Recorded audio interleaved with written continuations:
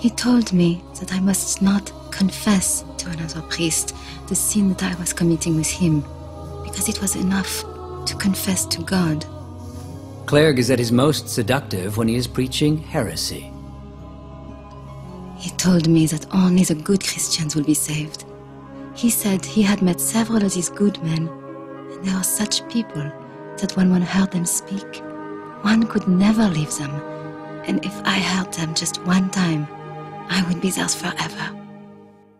Repeatedly, you hear women in these depositions talking about how Pierre said to them, "You're the only woman in the world whom I love." He said that to Beatrice. He said that to at least a couple of other women. So he focused attention on women. The priest, of course, himself was considered a perfect one and a leader of the Catholic movement, yet he engaged in sexuality. So he comes on, I think, as a double hypocrite, a hypocrite to Roman Catholicism on the one hand, and a hypocrite with regard to his Cathar constituency on the other.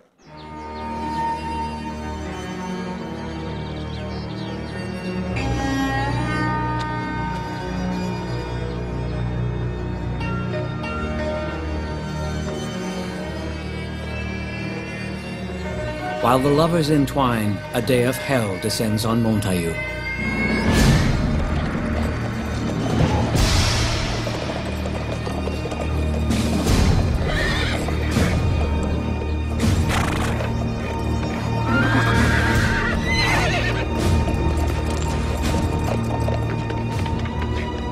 The Inquisitors order the entire village sealed off and conduct a house-to-house pursuit of all suspects.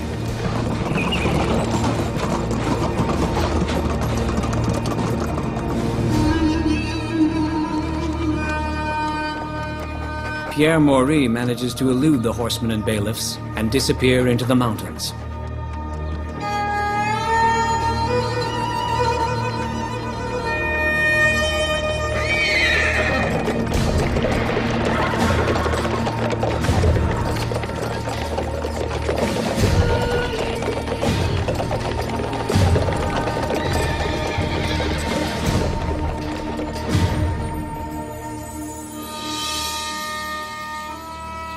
Amid the confusion, Guillaume and Pierre Autier slip silently away.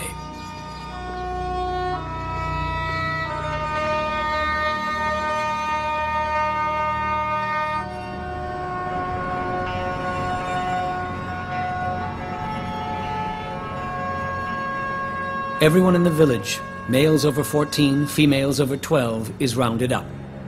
Each is summoned to appear before the Inquisition.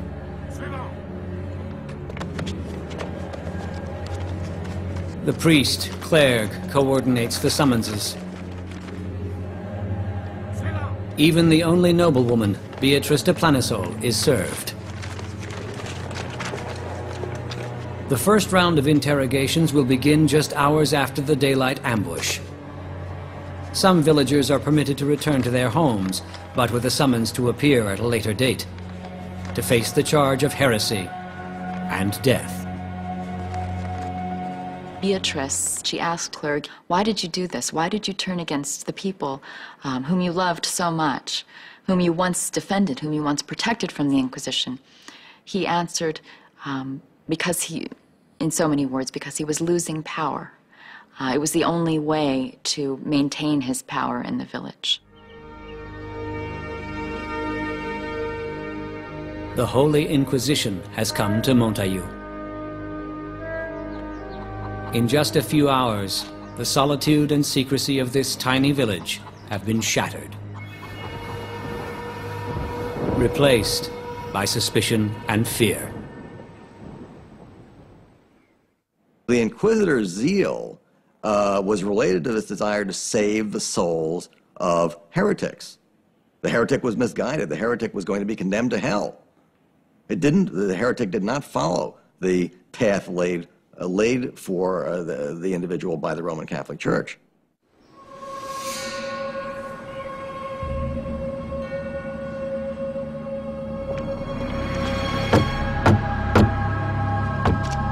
The manhunt is relentless. Its mission is to capture and destroy the good men themselves, to prevent the transmission of their teaching condemned as heresy once and for all. to make this the last generation of Cathars.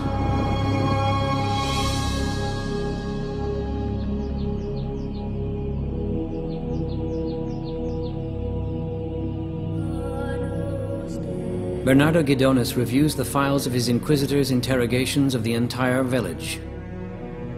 But no one reveals the whereabouts of the good men.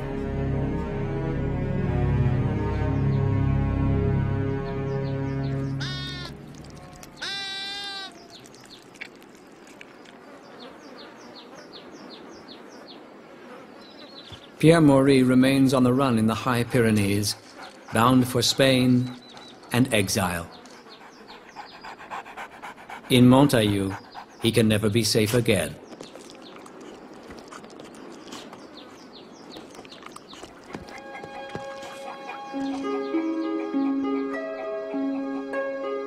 Pierre Clergue smugly goes about his routine.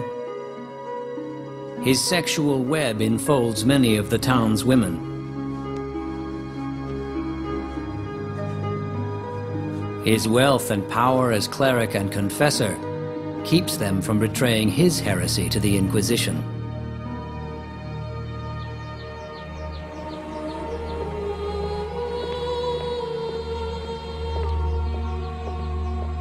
Her affair with Pierre Clergue is now over, but like most of the villagers, a file has been opened on the former chatelaine, Beatrice de Planisol.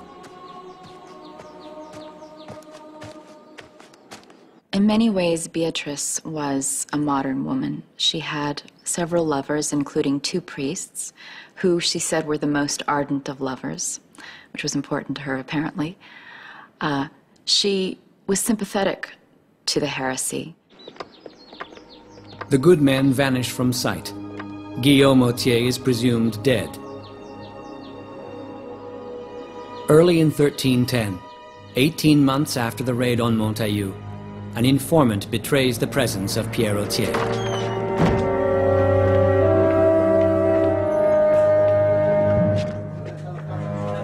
As a Cathar good man, he is one of the most valuable prizes of the Inquisition.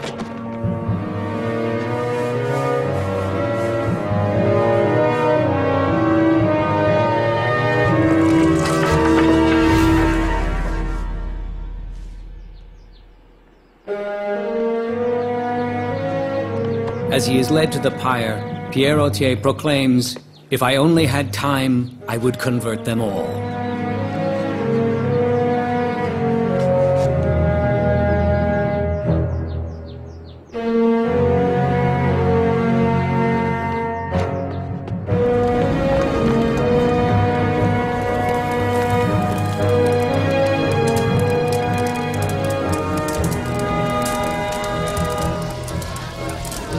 Even some villagers help stoke the fire, if only to prove their loyalty before the Inquisition.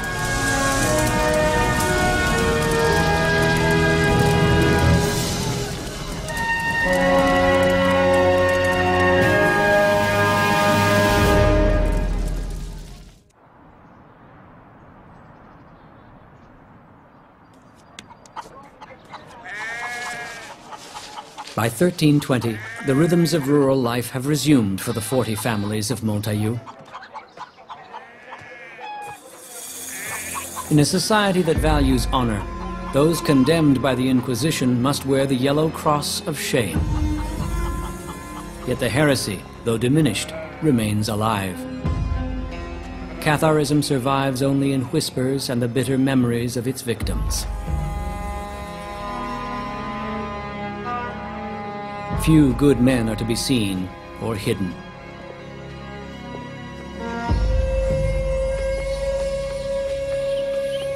As a new generation of girls falls victim to the depredations of the village priest.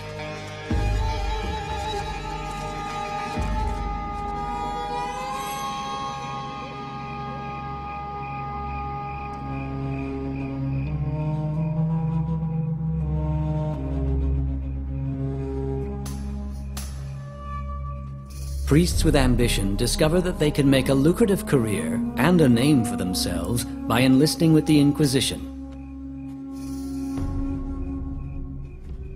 One of them is Jacques Fournier, a priest educated in Paris. He is appointed bishop of the region in 1317. After reviewing the files of Bernardo Guidonis on the village of Montaillou 10 years previously, Jacques Fournier smells that the village is still infected. He reopens the Inquisition and summons the weary men and women of Montaillou for yet another round of interrogation. Between 1318 and 1325, Fournier will investigate 98 cases of heresy, and he will conduct 578 interrogations of accused and witnesses. Case by case, house by house, soul by soul, he will tear apart the hidden web of heresy that has enfolded Montaillou for 5 generations. But Fournier is not merely a crusading zealot. He is a meticulous record keeper obsessed with documenting his place in history. The transcripts of his